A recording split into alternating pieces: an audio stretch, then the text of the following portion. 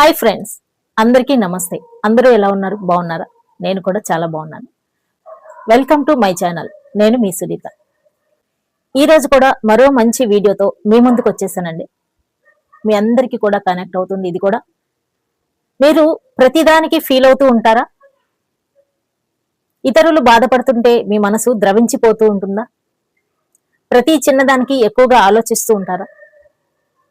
లోకం మిమ్మల్ని చాలా సెన్సిటివ్ అని అంటుందా? అయితే ఈ వీడియో మీకోసమే. చాలా మంది అంటూ ఉంటారు, నువ్వు అంత సెన్సిటివ్ గా ఉండకు, కొంచెం నిన్ను నువ్వు మార్చుకో, లేదంటే చాలా కష్టం అని చెప్పేసి మనకి సలహాలు ఇస్తూ ఉంటారు. కానీ సున్నితంగా ఉండటం లోపం కాదండి. మీరు ప్రపంచాన్ని చాలా అందంగా చూడగలుగుతూ ఉంటారు. మీరు ఇతరుల కష్టాల్లో సహాయాన్ని చేయగలుగుతూ ఉంటారు. ఇతరుల కష్టాలను చూసి మీ కళ్ళల్లో నుంచి కన్నీరు కారుతూ ఉంటాయి. మీలాగా అందరూ ఆలోచించలేకపోతూ ఉంటారు, కానీ మీరు కొంచెం డిఫరెంట్ గా ఉంటారనమాట. ఇక్కడ ప్రాబ్లం ఏంటంటే సున్నితంగా ఉండటం తప్ప అనంటే కాదండి, అది మీ స్వభావం. మీ మనసు అలా తయారు చేశాడు భగవంతుడు. అందరూ ఒకేలాగా ఉండలేరు కదా, కొంతమంది ఇంకోలా ఉంటారనమాట. కాకపోతే ఈ అన్నిట్లో కూడా లేని సమస్య ఒక దగ్గర మాత్రం మీకు దెబ్బ కొడుతూ ఉంటుందండి. అదేంటో తెలుసా? ఇతరులు అన్న మాటలు మీరు గుండెలోకి, మనసులోకి తీసుకున్నప్పుడు ఆ బాధ వర్ణనాతీతంగా ఉంటుంది.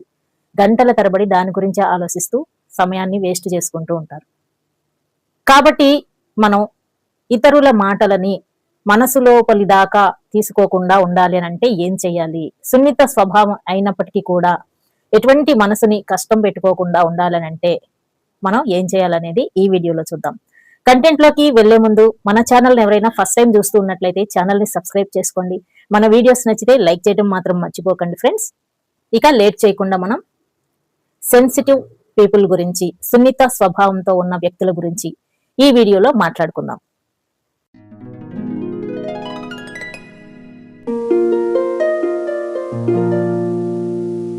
ఫ్రెండ్స్, వజ్రం చూడటానికి చాలా కఠినంగా ఉంటుంది, కానీ గీతలు అంత తేలిగ్గా పడవండి. గాజు చూడటానికి చాలా సెన్సిటివ్ గా అనిపిస్తూ ఉంటుంది, కానీ చిన్న గీత గీసినా సరే ఆ గీత అస్సలు చెరపలేమన్నమాట, అలానే ఉండిపోతూ ఉంటుంది. మీ మనసు కూడా అంతే. ఎవరైనా ఒక చిన్న మాట అన్నారంటే మీ మనసు బద్దలైపోతుంది. ఒక్కసారి మీ మనసు కనుక బద్దలైందంటే అది తిరిగి మళ్ళీ రిపేర్ అవటం చాలా కష్టం. ఇప్పుడు ఈ సున్నితత్వాన్ని ఎదుర్కోవటం అంటే ఇదేమీ పెద్ద లోపం కాదండి. దీన్ని ఎదుర్కోవటానికి మనం ఏమీ పెద్ద పనులేమీ చేయాల్సిన అవసరం లేదు. 3 విషయాలను మాత్రం మనం గుర్తుపెట్టుకున్నామంటే, ఈ 3 విషయాలని పాటించామంటే మాత్రం మనం సున్నితంగా ఉన్నప్పటికీ ఎవరి యొక్క మాటలు మనల్ని కదిలించలేవు, బాధ పెట్టలేవు. మనం కూడా సంతోషంగా ఉండవచ్చు, ప్రతి దాని గురించి పట్టించుకోకుండా ఉండవచ్చు. అయితే ఆ 3 విషయాలు ఏంటో ఇప్పుడు చూద్దాం ఫ్రెండ్స్. నెంబర్ 1, సెన్సిటివ్ గా ఉండే వ్యక్తులు అందరూ మనల్ని అర్థం చేసుకోవాలి అని ఆశిస్తూ ఉంటారండి చాలా మంది. నేను సెన్సిటివ్ స్వభావం అని తెలుసు కదా, నన్ను అర్థం చేసుకోవచ్చు కదా, నన్ను ఎందుకని అర్థం చేసుకోవట్లేదు, అందరినీ డీల్ చేసినట్టు నన్ను ఎందుకు డీల్ చేస్తున్నారు అని బాధపడుతూ ఉంటారు. ఇది నెంబర్ 1 అండి. అసలు మిమ్మల్ని అర్థం చేసుకోవాలి అని అస్సలు ఎదురు చూడకండి. ఎందుకంటే మీ అంత సున్నితమైన మనసు అవతలి వ్యక్తులకి ఉండదు. వాళ్ళు కఠినస్తులై ఉంటారు. మీ మనసులో మెదిలే భావాలు వాళ్ళకి అర్థం కాకపోవచ్చు. మీరు ఏదైనా చెప్పాలి అని అనుకుంటే నిర్భయంగా ఖచ్చితంగా చెప్పి చూడండి. అంతేకాని అవతలి వ్యక్తులే మన మనసులో ఉన్న భావాలని అర్థం చేసుకోవాలని, దాని ప్రకారంగా నడుచుకోవాలని ఆశిస్తే మాత్రం మనకి ఖచ్చితంగా నిరాశ ఎదురవుతుంది. మన మనసులో ఉన్న విషయాలని వ్యక్తపరచటం, తెలివిగా వ్యక్తపరచడం, అవతలి వాళ్లకు అర్థమయ్యేలాగా వ్యక్తపరచడం చాలా ఇంపార్టెంట్ ఫ్రెండ్స్. ఎప్పుడు కూడా ఎదుటి వాళ్ళు మాత్రమే మనల్ని కనుక్కోవాలని అసలు అనుకోకూడదు. ఎందుకంటే మన మనసుకి వాళ్ళ మనసుకి చాలా డిఫరెంట్ ఉంటుంది అనమాట. ఇక పాయింట్ నెంబర్ 2, విమర్శలు. ఎవరైనా సరే మిమ్మల్ని విమర్శిస్తే అస్సలు తట్టుకోలేరనమాట. ఎంత బాధపడుతూ ఉంటారంటే మనసంతా బద్దలైపోతూ ఉంటుంది. ఇలా అవ్వకుండా ఉండాలి అనంటే ఇతరుల విమర్శలు మన మీద చూపించినప్పుడు అందులో నిజం ఏమిటి, అబద్ధం ఏమిటి అనేది మనమే తెలుసుకోవాలి. మనం ఎంత మంచి వ్యక్తులమైనా సరే అవతలి వాళ్ళు విమర్శిస్తారండి, ఖచ్చితంగా విమర్శిస్తారు. మంచి వ్యక్తులు కదా, వీళ్ళని ఎందుకులే విమర్శించడం, వీళ్ళు సున్నిత స్వభావాలు కదా, వీళ్ళని మనం బాధ పెట్టద్దులే అని జాలి, దయ, కరుణ సమాజానికి లేదు. నువ్వు ఎంత మంచి వ్యక్తిత్వంతో ఉన్నా సరే, ఎంత సున్నితమైన స్వభావంతో ఉన్నా సరే, నిన్ను విమర్శించటానికి ఖచ్చితంగా కొంతమంది ఉంటారు. ఇటువంటి వాళ్ళ నోర్లు అన్ని కూడా మనం మోపించలేము. వాళ్ళ మాటల్ని ఎదుర్కోవాలి. మాటల్ని ఎదుర్కోవాలంటే, విమర్శల్ని ఎదుర్కోవాలంటే ఏం చేయాలి? మనమేమి వాళ్ళతో యుద్ధాలు చేయాల్సిన అవసరం లేదండి.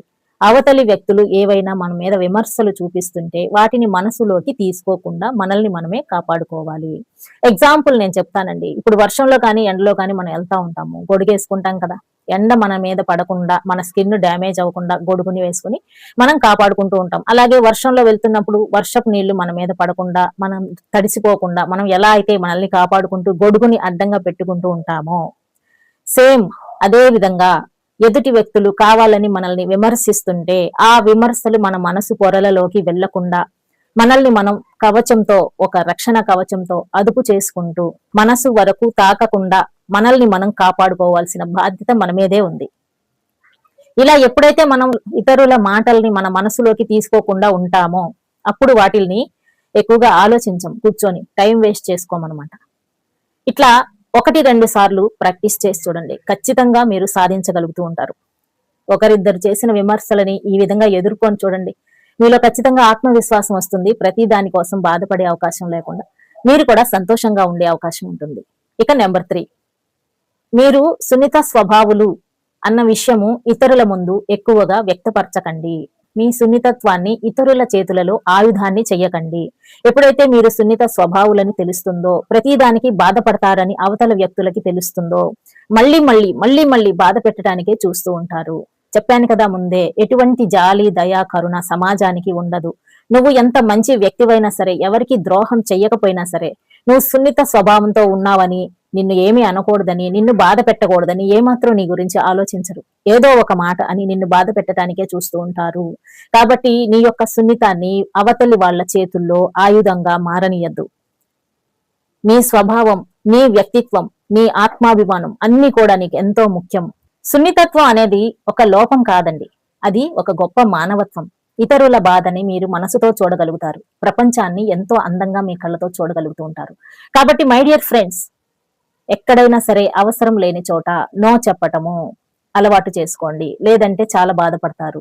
ఇతరుల మాటల్ని మనం అస్సలు తీసుకోకూడదు. మనం 3 పాయింట్లు చెప్పుకున్నాం కదా ఫ్రెండ్స్, ఆ 3 పాయింట్స్ మళ్ళీ రిపీట్ చేద్దాం. నెంబర్ 1, అందరూ మనల్ని అర్థం చేసుకోవాలని అస్సలు ఎదురు చూడకూడదు. నెంబర్ 2 ఏంటి, ఇతరుల విమర్శలని మనం మనసు లోతుల్లోకి తీసుకోకుండా ఉండాలి. నెంబర్ 3, మీ యొక్క సెన్సిటివిటీ, మీ యొక్క సున్నితమైన స్వభావం ఇతరుల చేతులలో ఆయుధంగా మీరు పెట్టకూడదు. చాలా మీరు భద్రంగా ఉంచుకోవాలి. అదేమి ఒక లోపం కాదు, భగవంతుడు మీకు ఇచ్చిన వరంగా అనుకోవాలి. సున్నితంగా ఉండటం ఏమాత్రం పొరపాటు కాదు, తప్పు కాదు. మీరు చెయ్యట్లేదు తప్పు, దేవుడు మీ మనసును అలా సృష్టించాడు. కాబట్టి ఈ సున్నితత్వం మనకి రక్షణగా నిలవాలే కానీ మనకి శాపంగా మారకూడదు అని అంటే, నేను చెప్పిన 3 పాయింట్లని గుర్తుపెట్టుకోండి. జీవితంలో సంతోషంగా ఉండటానికి ప్రయత్నించండి. ప్రతి దానిని ఎక్కువగా ఆలోచిస్తూ సమయాన్ని వృధా చేసుకోకండి. ఒక విషయం మాత్రం గుర్తుపెట్టుకోండి మై డియర్ ఫ్రెండ్స్, మన జీవితంలో మన ప్రశాంతత కన్నా కూడా ఏది ముఖ్యం కాదు. Nothing is more important than our peace of mind in life. Video నచ్చితే లైక్ చేయండి. మరిన్ని మోటివేషనల్ వీడియోల కోసం మన ఛానల్ ని సబ్స్క్రైబ్ చేసుకోండి. నెక్స్ట్ టైం మరో మంచి వీడియోతో మళ్ళీ మీ ముందుకు వచ్చేస్తాను. అంతవరకు సెలవు. నమస్కారం.